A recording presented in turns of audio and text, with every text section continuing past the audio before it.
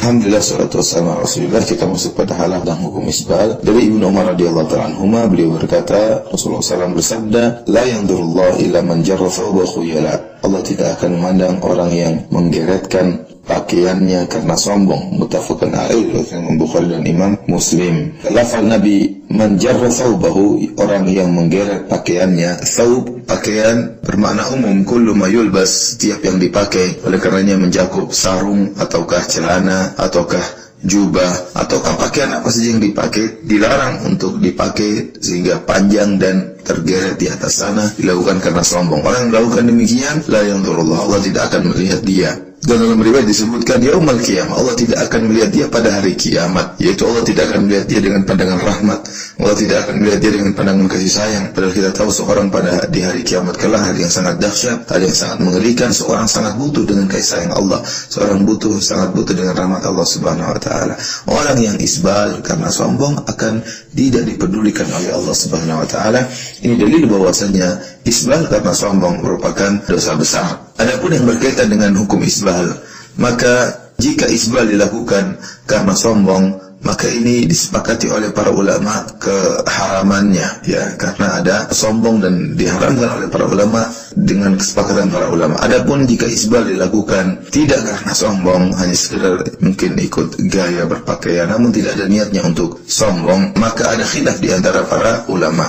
Jumhur ulama, mayoritas ulama mengatakan bahwasanya isbal yang dilakukan tidak karena sombong, maka hukumnya makruh, tidak sampai pada derajat haram. Karena sebab diharamkan oleh Allah Subhanahu wa taala isbal karena ada illah, yaitu illahnya sebabnya adalah kesombongan. Jika ternyata kesombongan tersebut tidak menyertai hati orang yang melakukan isbal, maka hukumnya cuma sampai pada derajat makruh, tidak sampai pada derajat haram. Dan ini kebanyakan pendapat ulama Syafi'iyah seperti Imam Syafi'i, Nawawi dan yang lainnya. Adapun sebagian ulama memandang bahwasanya isbal meskipun tidak karena sombong, maka hukumnya haram secara mutlak. Dan ini merupakan riwayat dari mazhab Hambali dan juga dipilih oleh Al-Qadiyah dan Ibn Al-Arabi dari mazhab Malikiyah, dan juga pendapat yang condong kepadanya Al-Hafidh Ibn Hajar rahimahullah dari mazhab Syafi'iyah. Dan juga ini merupakan pendapat yang dipilih oleh ulama al-mu'asirin, ulama sekarang seperti Syekh Albani rahimahullah, Syekh Abdul Aziz bin Baz dan Syekh Muhammad bin Shalih Al-Utsaimin rahimahumullahu ta'ala. Kalau kita melihat secara dalil, maka dalil-dalil yang mengatakan isbal adalah haram secara mutlak maka lebih kuat. Di antaranya dalam hadis Rasulullah SAW mengatakan fa inna isbal al-izar minal makhilah, hadis yang diriwayatkan oleh Abu Dawud dan Tirmidzi dan Imam Ahmad dengan sanad yang hasan. Rasulullah sallallahu alaihi wasallam mengatakan bahwasanya sungguhnya isbal adalah termasuk dari kesombongan. Jadi isbal itu sendiri sudah merupakan kesombongan berdasarkan perkataan Nabi sallallahu alaihi wasallam. Yang kedua, Rasulullah sallallahu alaihi wasallam tatkala menegur sebagian sahabat untuk tidak isbal, untuk mengangkat sarung mereka di atas mata kaki, Rasulullah SAW tidak pernah bertanya kepada mereka terlebih dahulu, apa kau melakukannya sombong atau tidak? Kalau kau melakukannya karena sombong, maka angkat. Kalau tidak karena sombong, maka tidak usah angkat. Padahal isbal, masalah sombong, masalah hati. Masalah sombong adalah masalah hati. Dan Rasulullah SAW tatkala menegur para sahabat yang isbal untuk diangkat sarung mereka di atas mata kaki, Rasulullah SAW tidak pernah bertanya-tanya. Siapa saja ditegur oleh Nabi Shallallahu Alaihi Wasallam. Di antara dalil juga tentang kisah Umar bin Khattab radhiyallahu taala anhu tatkala akan meninggal dunia. Tatkala akan meninggal dunia, datang seorang pemuda yang memuji Umar bin Khattab radhiyallahu taala anhu. Setelah lelaki tersebut memuji Umar, kemudian pergi, dipanggil lagi oleh Umar. Umar berkata, irfa thawbak, angkatlah pakaianmu, fa innahu atqa li rabbik wa anqa li thawbik. Sungguhnya jika engkau tidak isbal, ya maka itu lebih bertakwa kepada Rabbmu dan lebih bersih bagi pakaianmu. Lihat perkataan Umar radhiyallahu taala anhu, dan Umar tidak bertanya kau melakukannya sombong atau tidak, sehingga diperintahkan untuk mengangkat pakaiannya oleh Umar bin Khattab radhiyallahu taala anhu. Kemudian di antara dalil bahwasanya isbal haram secara mutlak, yaitu lihatlah tatkala Rasulullah SAW mengatakan ma asfala minal ka'bain finnar, dalam hadis Bukhari yang lainnya, seluruh pakaian yang berada di bawah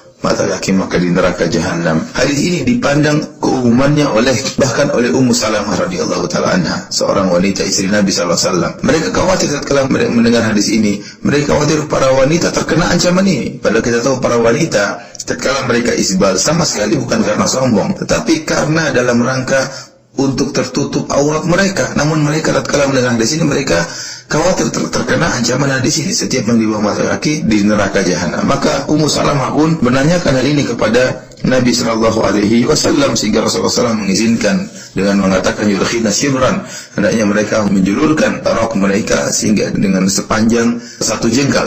Maka Ummu Salamah masih berkata lagi, idzan tankashifu aqdamuhunna. Rasulullah, kalau begitu nanti kaki mereka akan tersingkap. Maka Rasulullah SAW mengizinkan untuk ditambah, fayurkhinahu dhira'an wa la yazidna alaihi. Kata Rasulullah SAW, tambah lagi, panjangkanlah, julurkanlah sehingga dengan jarak sehasta. Ini bagaimana semangat para wanita agar kaki mereka tidak tersingkap sehingga rok mereka dipanjangkan terkirat di tanah dengan panjang sehasta. Wala yazidna alaihi, dan tidak boleh lebih lagi daripada ini. Dalil bahwasanya Ummu Salamah memandang isbal haram secara mutlak, bahkan mencakup para wanita untuk isbal. Namun datang dalil dari Nabi Shallallahu Alaihi Wasallam yang mengecualikan para wanita. Kalau ternyata isbal hanya karena sombong diharamkan, maka para wanita tidak perlu untuk khawatir termasuk dalam ancaman tersebut, karena mereka memanjangkan rok mereka bukan karena sombong, tapi karena agar tertutup aurat mereka. Kemudian para ulama menyebutkan bahwasanya isbal haram secara mutlak, baik sombong atau tidak sombong, karena ada hikmahnya. Di antaranya orang yang isbal ini adalah sikap berlebih-lebihan, israf. Seorang tidak perlu memakai pakaian berlebihan, apalagi sampai panjang sampai menggeret di tanah. Yang kedua, bisa menyebabkan kotoran yang mengenai bajunya. Jika panjang kemudian dia berjalan, bisa jadi ada kotoran yang lengket pada pakaiannya. Kemudian ini yang berikutnya adalah pemandangan yang menarik perhatian. Bayangkan orang pakai pakaian kemudian pakaiannya tergeret di tanah, maka ini semua diharamkan. Intinya para ikhwan dan akhwat yang dirahmati Allah Subhanahu wa taala, isbal itu jika dilakukan karena sombong merupakan dosa besar dan ancamannya berat. Namun jika dilakukan tidak karena sombong, maka dia lebih ringan dosanya dan ancamannya pun lebih ringan. Tapi isbal haram secara mutlak, dan para ulama tentunya sepakat bahwasanya di antara sunnah Nabi SAW adalah memakai pakaian baik sarung maupun celana ataupun jubah di atas mata kaki bagi kaum lelaki. Wallahu ta'ala a'lam bishawab. Assalamualaikum warahmatullahi wabarakatuh.